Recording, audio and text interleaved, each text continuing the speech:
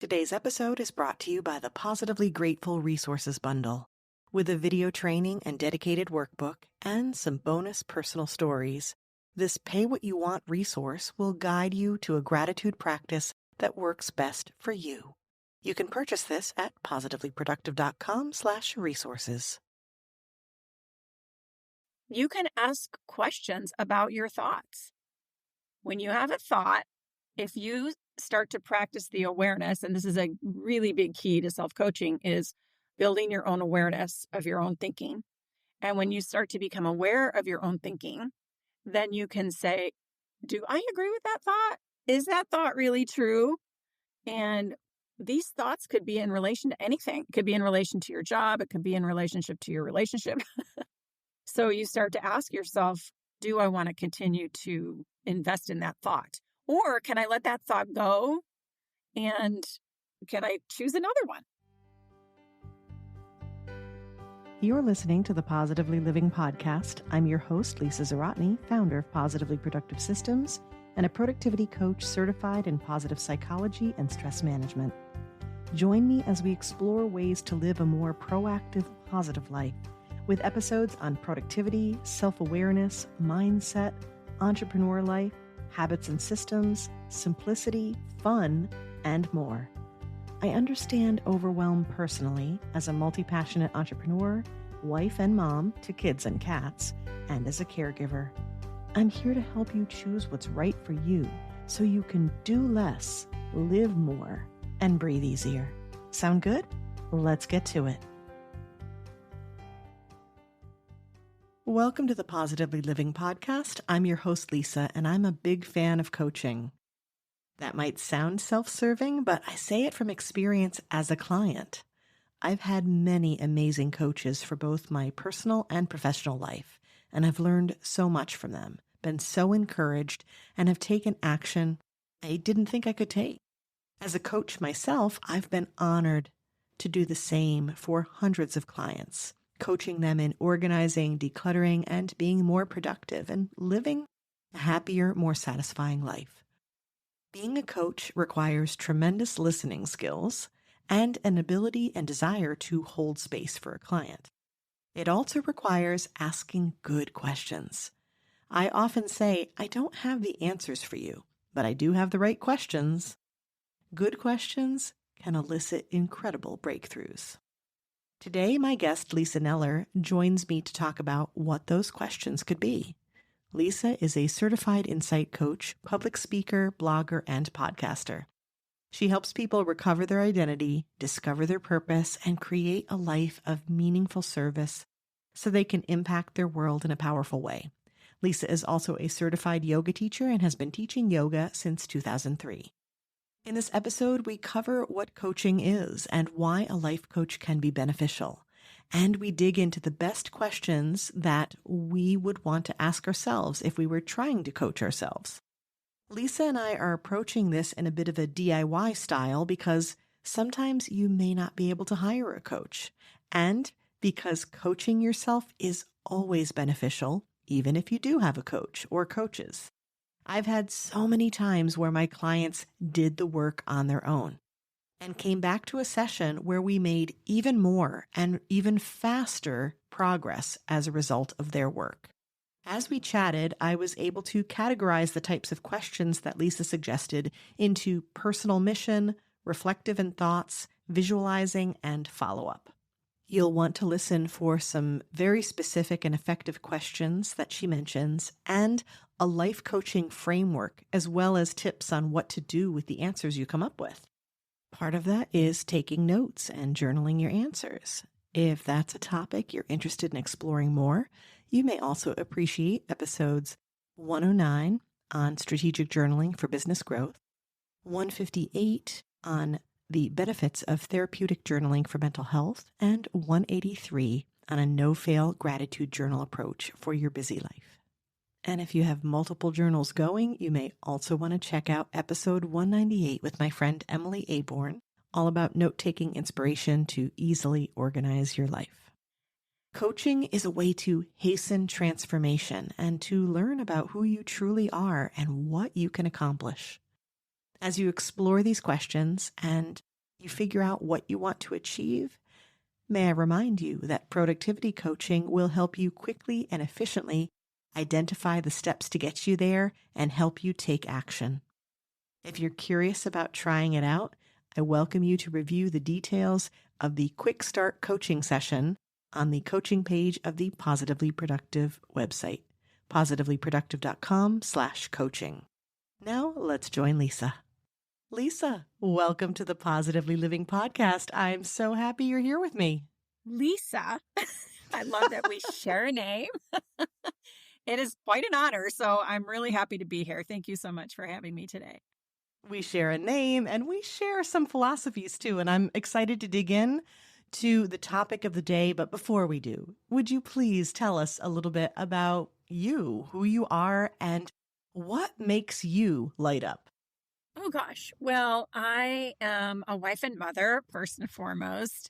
I have other adjectives I would use to describe myself, but that's one of the things I'm most proud of. I've been married 38 years, and I have 2 wonderful children and a grandson and a granddaughter on the way next month. Congrats. Thank you. That's my personal side. I have been a yoga teacher for over 20 years, and that sort of segued into a life coaching career. So I coach now full time, general life coaching pretty much. And then I try to get my yoga in. And as I age, I'm dealing with some body issues. So I'm trying to get back to where I was. And that's just an opportunity for me right now. So this is where we definitely have the overlap in the life coaching. And I love that there are so many different ways and different perspectives that we can help people basically live better lives, right? Live more satisfying, happier lives. I love that. But let's dig into that even more. This is the perfect segue to get into our topic for today. Let's talk a little bit about life coaching. So from your perspective, what is it? What are the benefits of it? Why would we even look to a life coach? Having a coach is like just another brain that can help you think and make decisions and hear yourself and look at different ways to improve your life. It's kind of funny. A lot of people who go into coaching have typically had a coach in the past, right? Like they get coached and they're like, oh my gosh, my life has transformed so much. This is so amazing. I'm going to be a coach. And that wasn't really my story. I think my first coach was yoga. And yoga taught me so many things, about managing my mind, becoming aware of my thoughts, and learning how to redirect my thoughts, and learning how to hold my breath and pause and wait before responding so I would be more responsive and less reactive and things like that. So there's quite a parallel between the practice of yoga and experiencing coaching. I just think it's a great tool to have to, like you said, to make your life better. And that can improve in so many different ways, right? So many different categories. Absolutely. I think it's the third party observation, right? Having, the objective observer, because we are so close to what we do. Sometimes it's about a specialty. I know that I live and breathe productivity, specifically compassionate, which is where I love the overlap for those who practice yoga and practice other holistic techniques. I think it's incredibly important. I love working with therapists as well. We all have this wonderful overlap that brings together the full picture of life. But I think it's just so interesting that we are so close to a topic that I can't even count how many times a client has said, oh yeah, I knew that. I absolutely knew that, and I do it too. And by the way, I love that yoga was your first coach and then that's brought you here, but I've absolutely had coaches. I still have coaches. I believe that coaches need coaches. And with that, there's a power in having someone else hold space for you.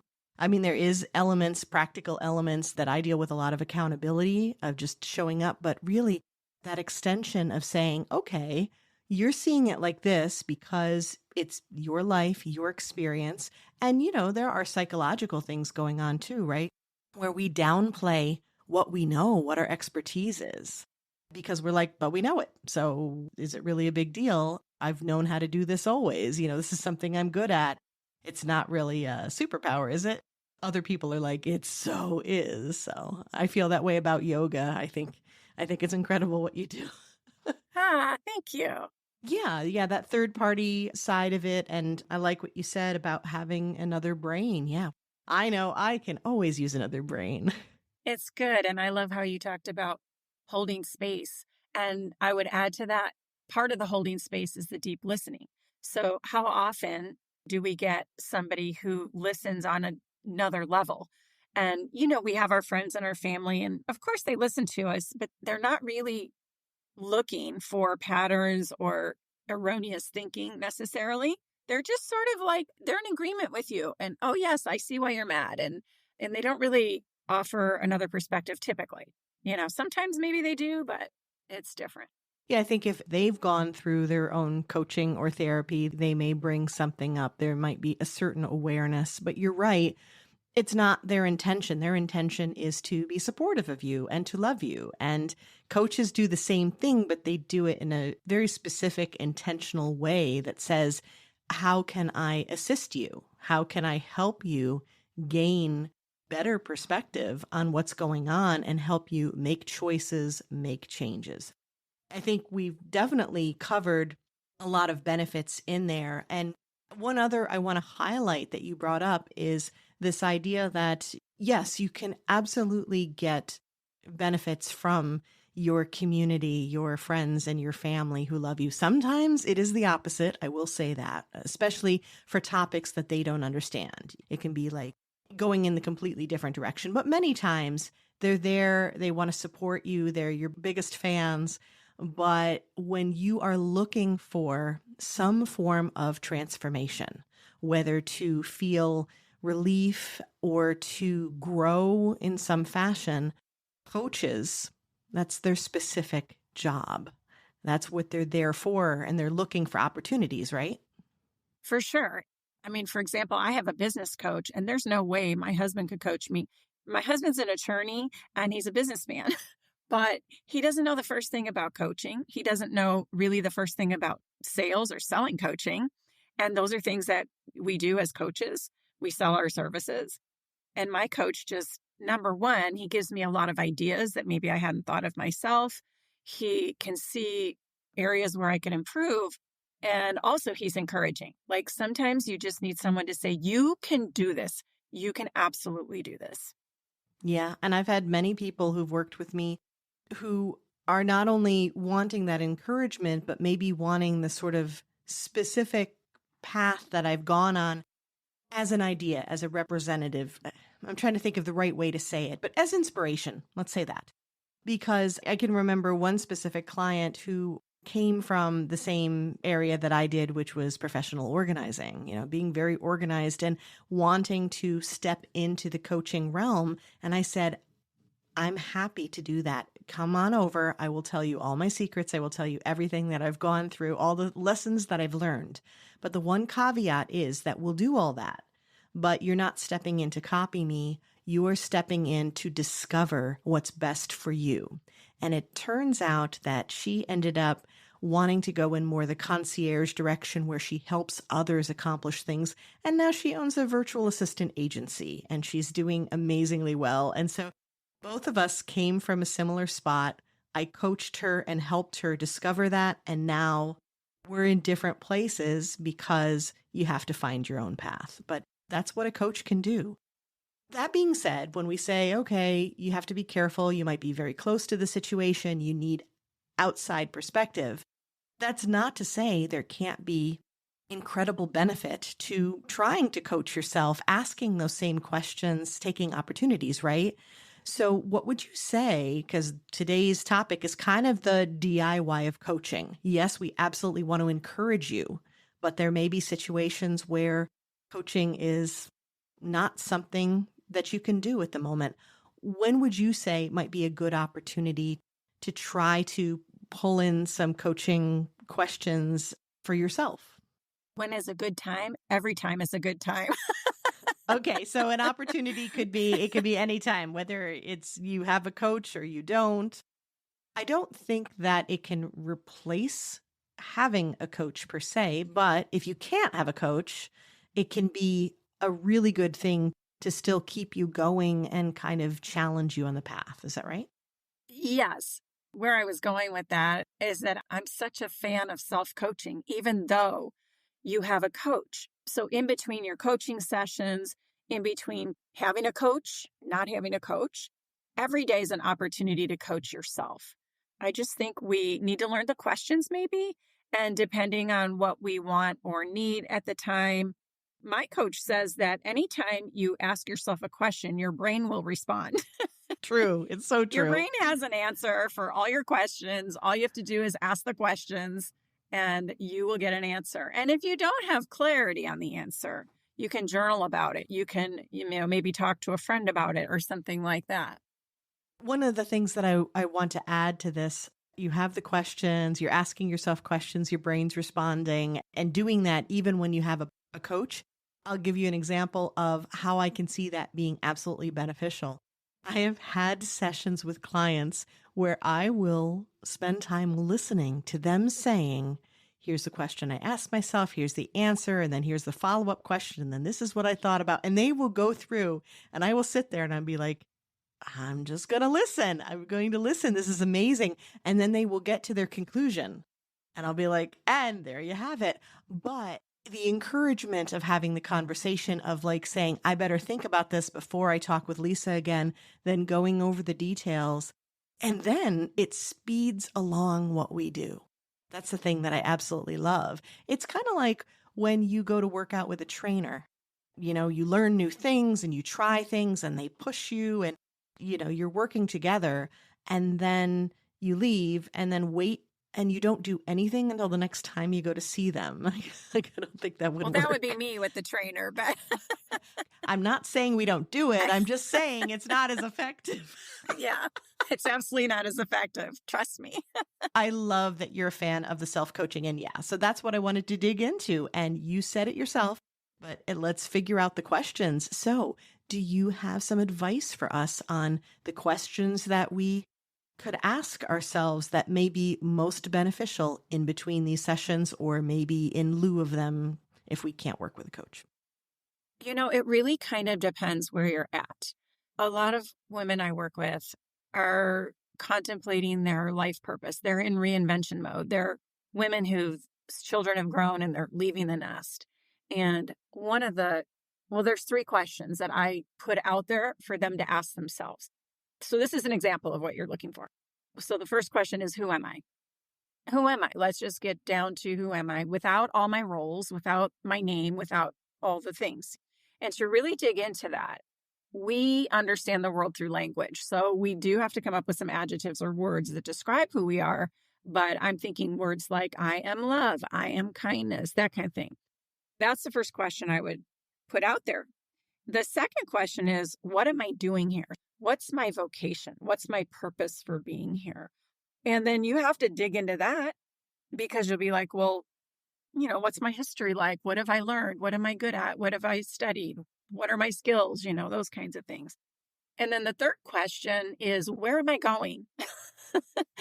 So that is in relation to direction. And this is where a lot of people get stuck. They've skipped the first 2 questions and then they go, I need direction. I just need direction. I don't know where I'm going. Okay, well, let's back up and let's look at the other 2 things. That's as a coach, but of course you can ask these questions on your own. And you can ask questions about your thoughts. This is what Byron Katie calls it, but I call it taking your thoughts to inquiry. And I'm not necessarily using her model, but I'm just saying that when you have a thought, if you start to practice the awareness, and this is a really big key to self-coaching, is building your own awareness of your own thinking. And when you start to become aware of your own thinking, then you can say, do I agree with that thought? Is that thought really true? And Byron Katie would say, well, who would I be without that thought? And these thoughts could be in relation to anything. It could be in relation to your job. It could be in relationship to your relationship. So you start to ask yourself, do I want to continue to invest in that thought? Or can I let that thought go? And can I choose another one?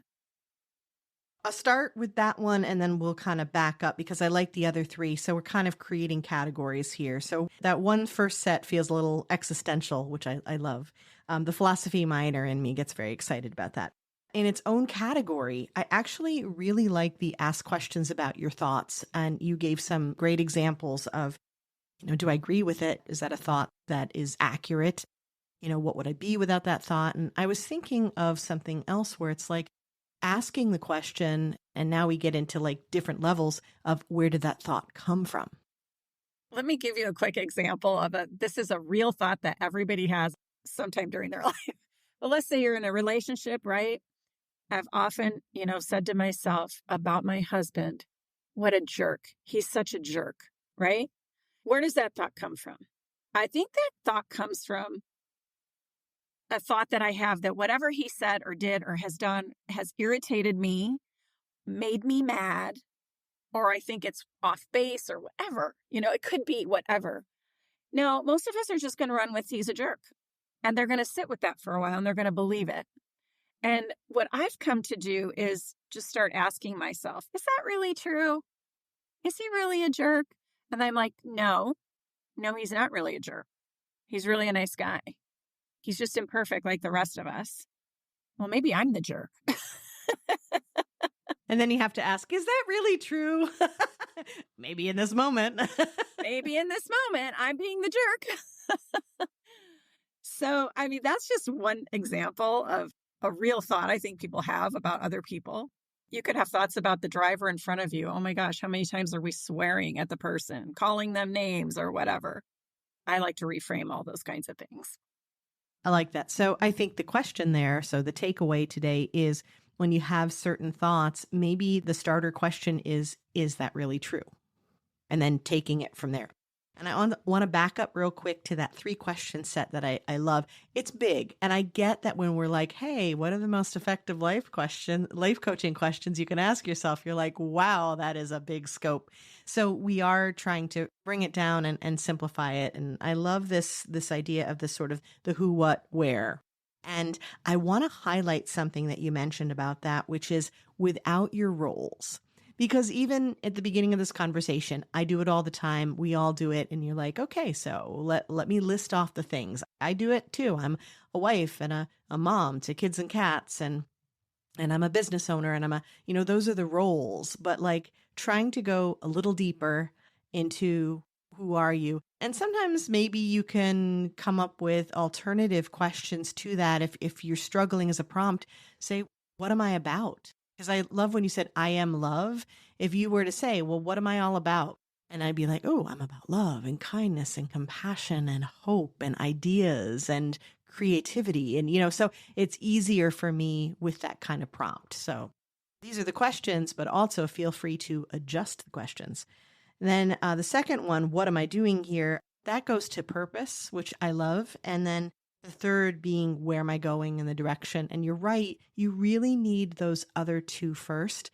And they strike me as this idea of creating your own mission statement. We think about that all the time with business. What's the mission, vision, and, values and stuff, right? But doing that personally is big because that foundational work, which can feel nebulous at best some days, is what's going to help drive you and create those filters for choice, right? Yes. And I get what you're saying. It is deep. And here's the thing. I am deep. I am deep like the ocean, and I am open like the night sky. I'm calm like the calmest water, and my spirit is effervescent. There's ways to think about who we are.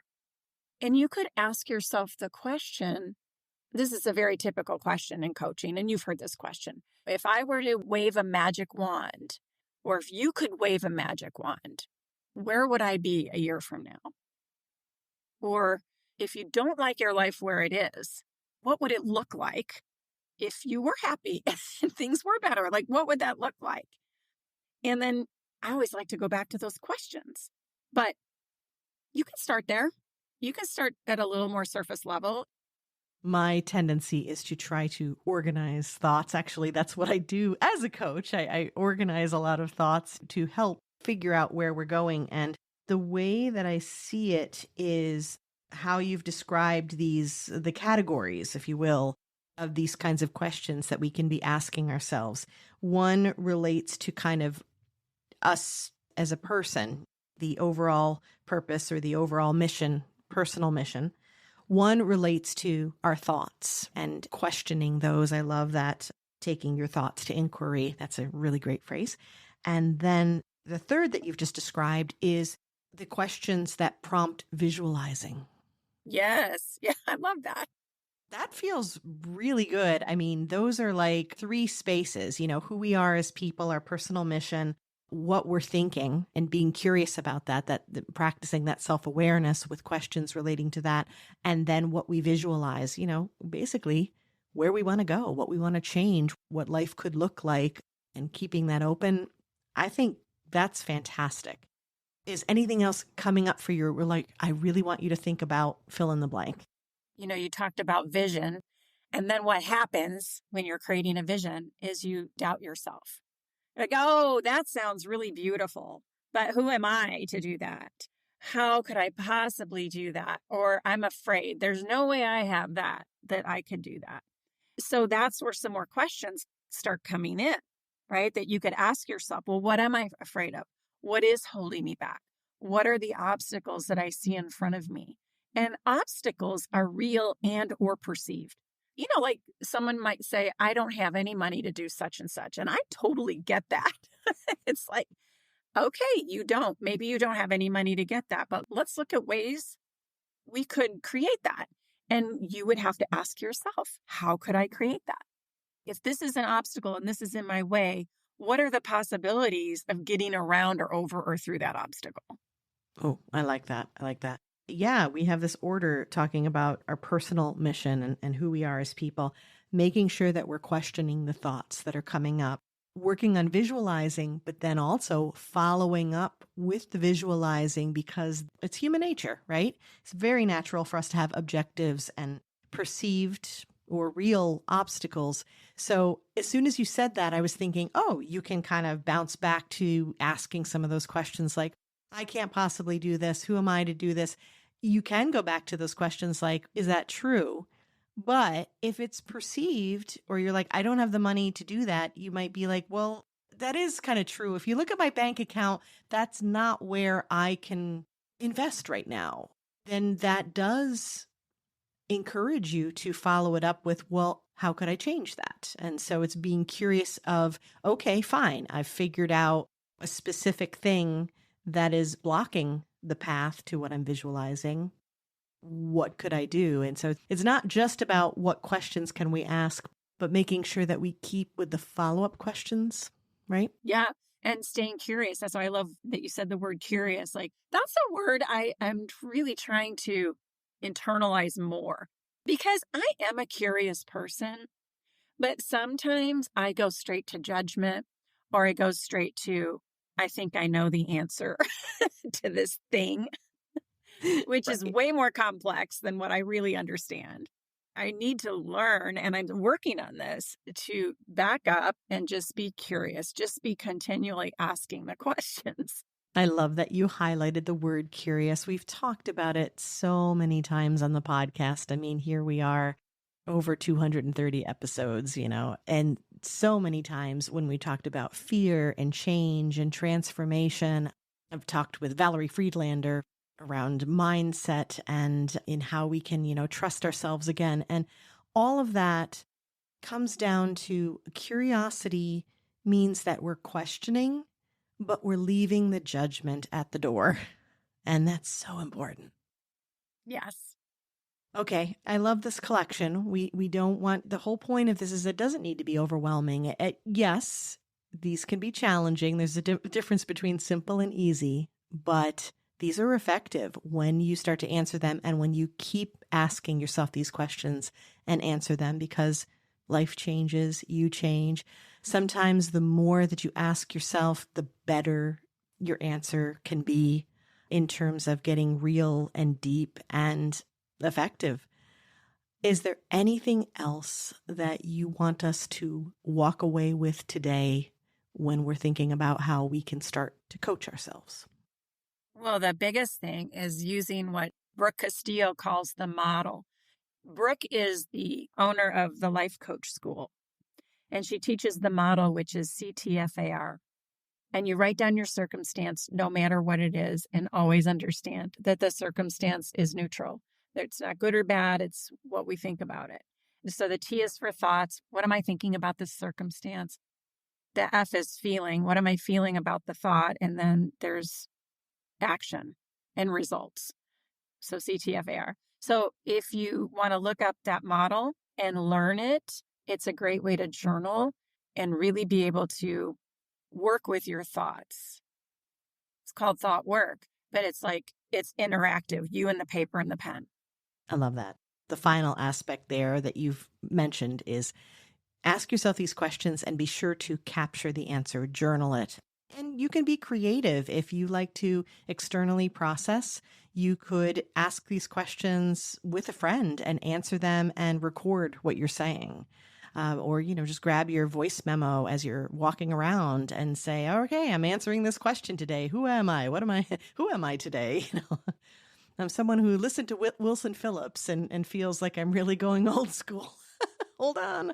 But yeah, just playing with that, doing it in whatever fashion, but journaling or audio journaling, both are so important because then as part of the reflection, I would encourage reviewing that and saying, what did I say? Why did I say that? And then here you go. And then just loop through. It's a continuous loop. I love it. And then as part of that, to keep repeating the process, right? Yes. It's repetition that really gets internalized. So it's like in the 20 plus years that I've been practicing and teaching yoga, that's been a lifelong practice of building awareness. And that doesn't just happen overnight. I was talking about this on a presentation or something one time, I don't know. And I've got this little sticky note that says the word thoughts on it. And I just used it as an example for something, but I kept it to remind myself to remember to look at my own thoughts. So just little tricks, that you could use to create that awareness and repeat it and do it over time. This feels like such a wonderful place for us to wrap up. So before we get into the rapid wrap up, could you tell us where we can find you online and how we can connect with you? LisaKnellerCoaching.com is my website. You can pretty much find everything there. I have a podcast. I have a blog. I'm on Instagram. I'm on Facebook. I'm on LinkedIn, all those places. So, yeah. Wonderful. And you've been on my podcast now, and I have connected with you on your podcast. We will make sure to have these details in the show notes, so it'll be easy for you to find Lisa. And now let's head into this rapid wrap up with things that inspire positively living for you. We're going for a song, a saying, and some kind of resource. Let's start with a song. I don't know about this positive living part. The song that's coming to me now is just because I've been listening to it recently, is called The Snowman. And it's part of a little animated film that was done in the early 80s. And the music is so beautiful. It's a 30-minute animated show. Well, it is inspiring. I don't know. It's just a beautiful song. And you have to look it up on YouTube to find it. It's called The Snowman. Okay. I love that. Now, how about a saying? It could be a mantra or a quote. This is a quote that I got from my coach, and he said, there is a version of yourself you have yet to meet.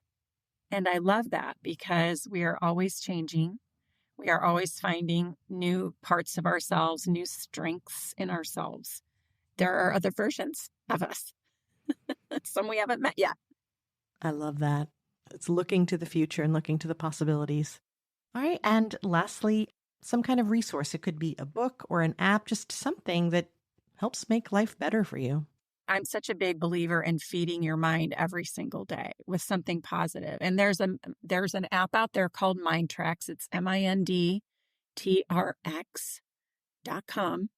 And it's an app that has these recordings. They're paraliminal recordings, and they work on your non-conscious mind.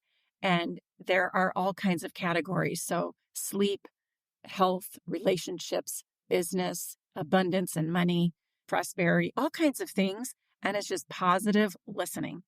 And it's amazing. So it's a great tool.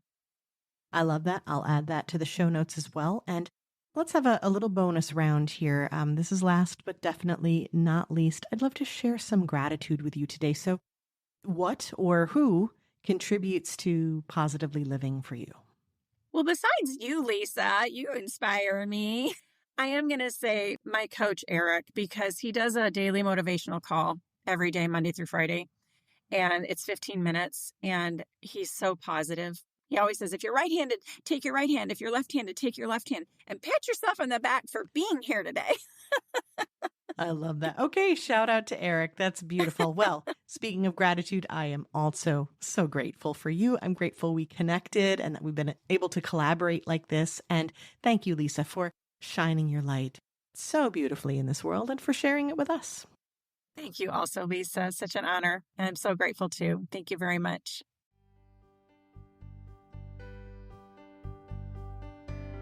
Thank you for joining me today. Your time is precious, and I'm honored you chose to spend it with me. If you have feedback or questions, you can find me through the Connect page of the positivelyproductive.com website. And if you're looking for any of the resources mentioned here, from books to products to training and more, go to positivelyproductive.com/resources.